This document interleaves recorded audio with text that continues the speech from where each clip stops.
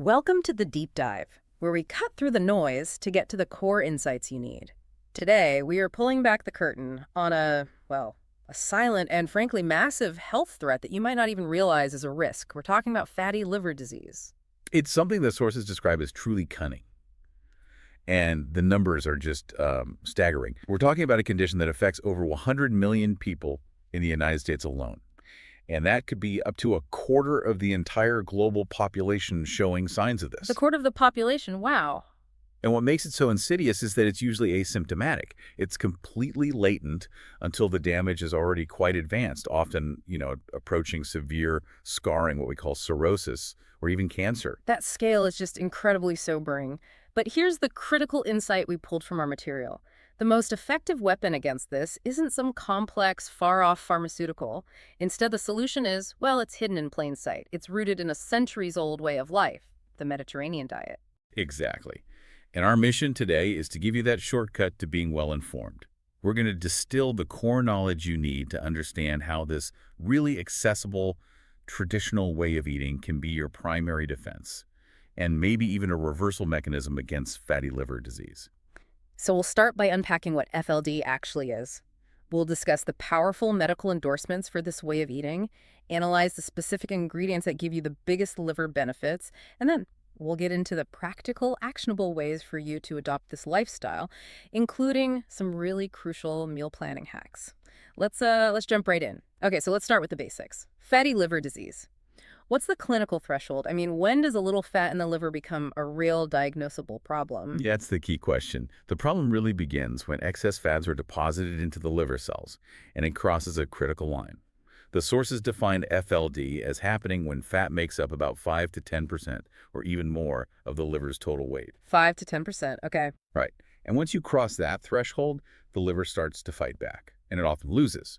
This leads to inflammation, and that's followed by a scarring process we call fibrosis. And eventually that can lead to cirrhosis, which is essentially total loss of function. And when we talk about what causes this, we're mostly talking about our modern Western lifestyle, right? Almost entirely. We do have to separate two types here. There's alcoholic liver disease, or ALD. And with that, the patient absolutely must stop drinking alcohol to halt the progression. But the major growing crisis is non-alcoholic fatty liver disease, NAFLD. And that one, NAFLD, is directly tied to our metabolic health. Precisely. The sources really hammer this point home.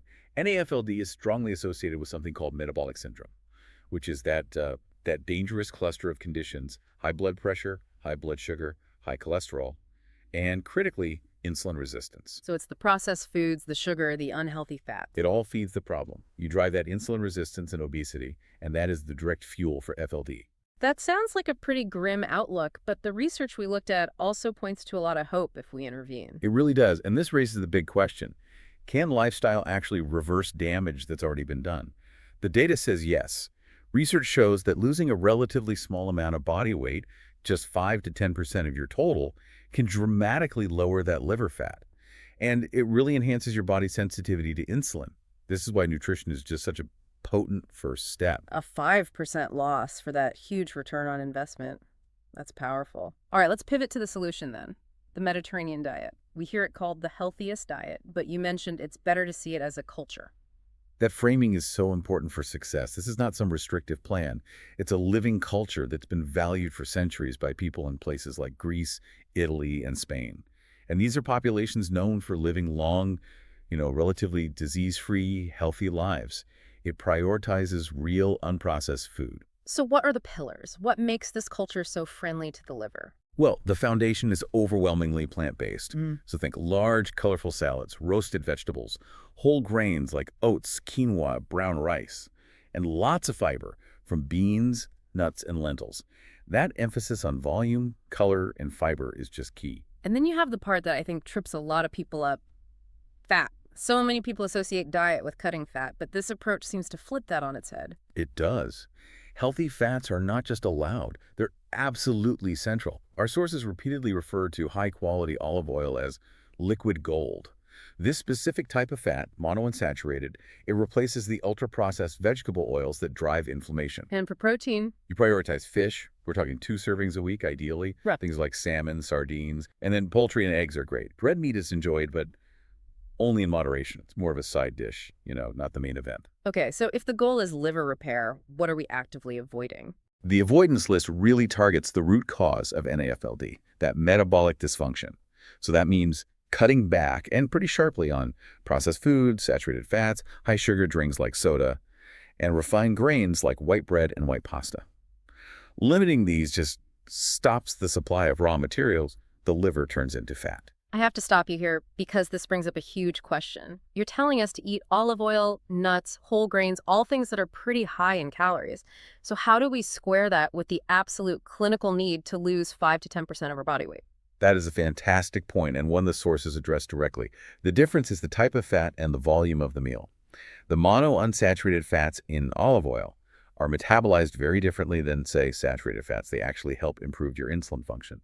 But your 100% right portion control is absolutely paramount. You still need that calorie deficit. So you can't just drown a salad in olive oil and expect to lose weight. Exactly. You can't. The diet works because the high fiber and the healthy fats make you feel full faster and for longer. And that naturally leads to smaller portions and a manageable calorie reduction without feeling like you're starving. Okay, so it's quality and satiation driving the deficit. That makes sense. Now let's get into the clinical proof.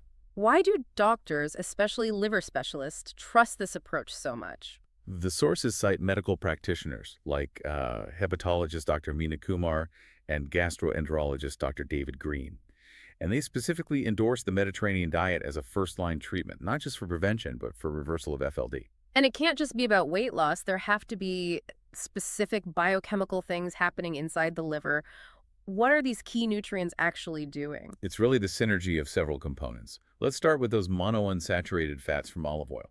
Dr. Kumar's work shows these fats actively decrease fat accumulation in the liver. And, crucially, they improve insulin sensitivity.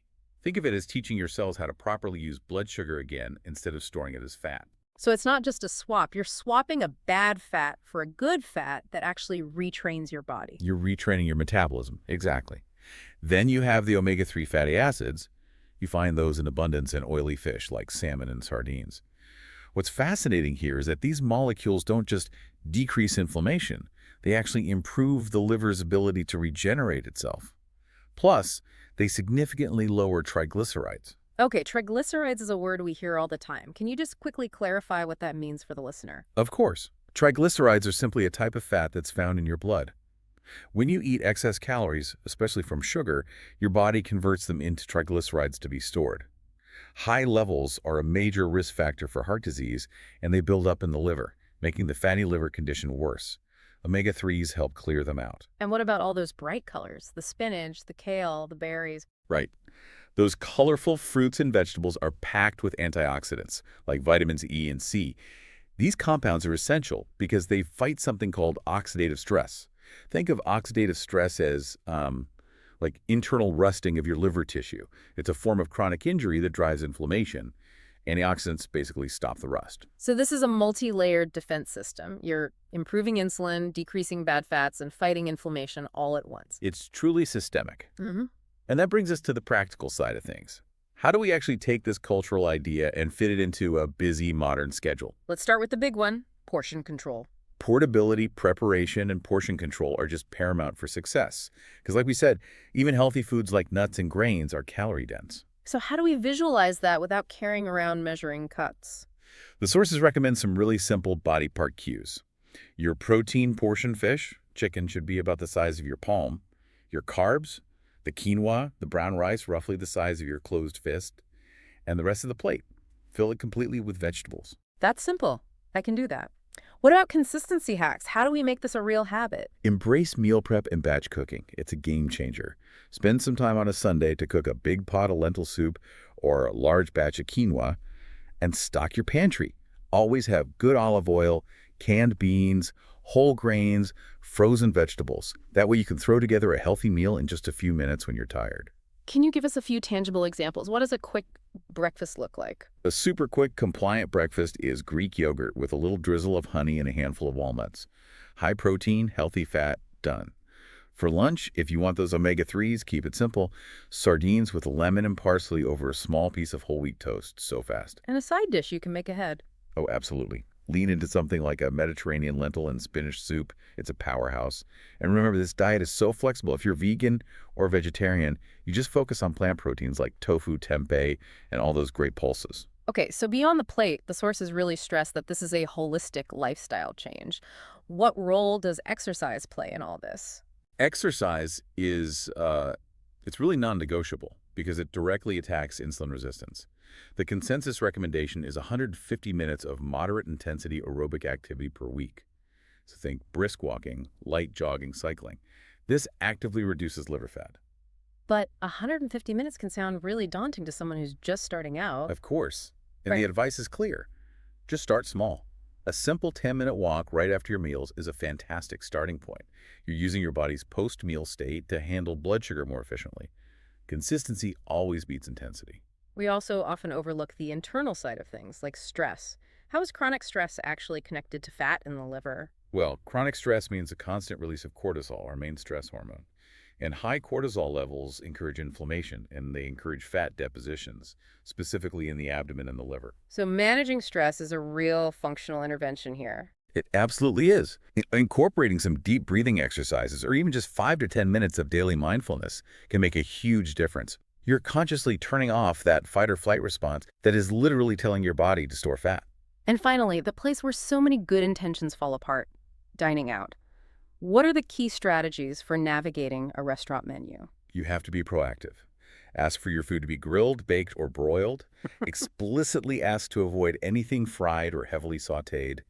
And always, always ask for sauces and dressings on the side. That gives you control. And the easiest win. Skip the bread basket and just make it a rule to fill half your plate with vegetables, raw or cooked. It's the simplest hack. This has been such a powerful deep dive. The summary seems so clear. The Mediterranean diet is this multi-layered systemic defense. It uses healthy fats to fix insulin signaling, antioxidants to curb liver injury, and fiber to regulate everything. A strategy that's backed by the experts. And what's truly, I think, revolutionary about it isn't just the nutrients. It's the emphasis on the social and mindful aspects of eating. This lifestyle encourages you to eat slowly, to really enjoy your food, and to do it with friends and family. It's about transforming meals from just a refueling stop into a shared leisurely affair. That reframes the entire effort. It's not a punishment, it's an upgrade to your quality of life. Exactly. Mm. This kind of eating is good not only for your liver and your heart, but for your mind too. It's good for the soul. So my challenge to you this week is to try and incorporate that social, mindful element. Just pick one meal, slow down, put your phone away, and share it with someone you care about. And see how transforming the experience, not just the ingredients, changes your entire relationship with food. A shift toward a healthier culture right in your own kitchen. Thank you for joining us for the deep dive.